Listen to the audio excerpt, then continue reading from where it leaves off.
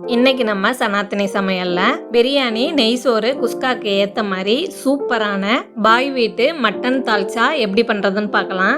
இத mutton sambar, mutton பருப்பு குழம்புன்னு கூட சொல்லுவாங்க.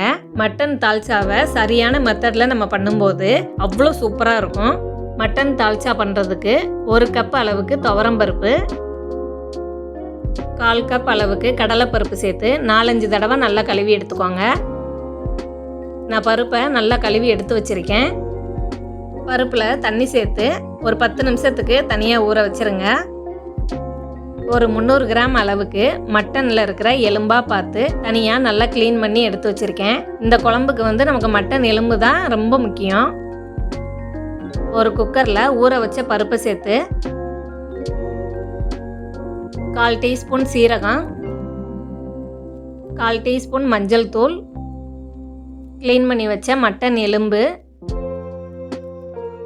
பருப்புக்கும் கறிக்கும் தேவையான அளவு கல்லுப்பு,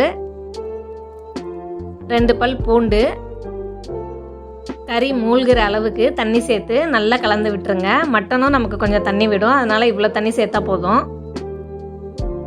குக்கரை நீங்கள் உங்களோட கறி அளவை பொறுத்து விசில் வச்சு எடுத்துக்கோங்க. நான் ஒரு 4 விசில் வச்சு தனியாக எடுத்து வச்சுக்கிறேன்.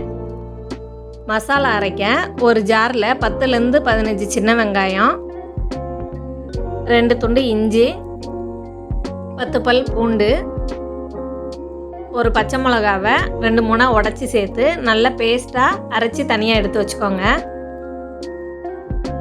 ஒரு பேனில் 3 ஸ்பூன் அளவுக்கு நல்லெண்ணெய் இல்லைன்னா கடலெண்ணெய் சேர்த்துக்கோங்க.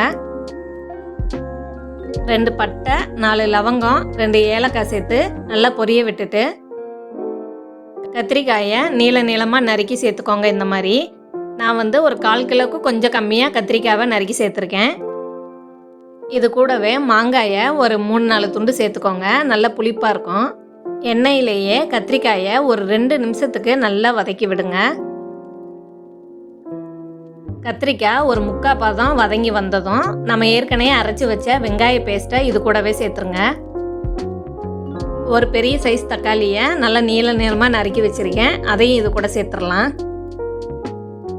கொஞ்சம் புதினா இலை, பொடி பொடியாக நறுக்குன கொத்தமல்லி தழை, 1/4 டீஸ்பூன் மஞ்சள் தூள், 1 டீஸ்பூன் தனி மிளகாத்தூள், 1 டீஸ்பூன் மல்லித்தூள், கொஞ்சமாக தண்ணி சேர்த்து மசாலா எல்லாத்தையுமே ஒன்றா நல்லா கலந்து விட்டுருங்க.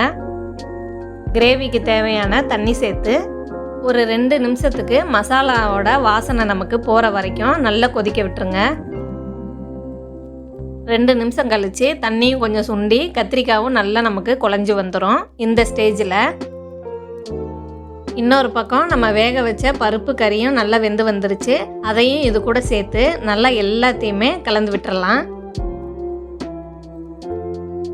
நல்லா கலந்து விட்டதில் உப்பு மட்டும் ஒரு தடவை செக் பண்ணி பார்த்துட்டு அதுக்கேற்ற மாதிரி உப்பு சேர்த்துக்கோங்க. கடைசியாக கொஞ்சம் புளி தண்ணி, 1/2 டீஸ்பூன் அளவு கரம் மசாலா சேர்த்து கலந்து விட்டுட்டு ஒரு கொதி வர அளவுக்கு மட்டும் கொதிக்க விடுங்க, போதும். மட்டன் தால்ச்சா நமக்கு ரெடி ஆயிடுச்சு. இதில் சாம்பாரோட டேஸ்ட்டு எங்கேயுமே கொஞ்சம் கூட நமக்கு வராது, அவ்வளோ சூப்பராக இருக்கும். அங்கங்கே கடலைப்பருப்பு கூட நமக்கு கொஞ்சம் முழுசாக இருக்கும். இந்த மெத்தட்லையே நீங்களும் வீட்டில் செஞ்சு பிரியாணியில் ஊற்றி சாப்பிட்டு எப்படி வந்துச்சுன்னு சொல்லுங்கள். நெக்ஸ்ட் வீடியோவில் பார்க்கலாம். தேங்க்ஸ் ஃபார் வாட்சிங்.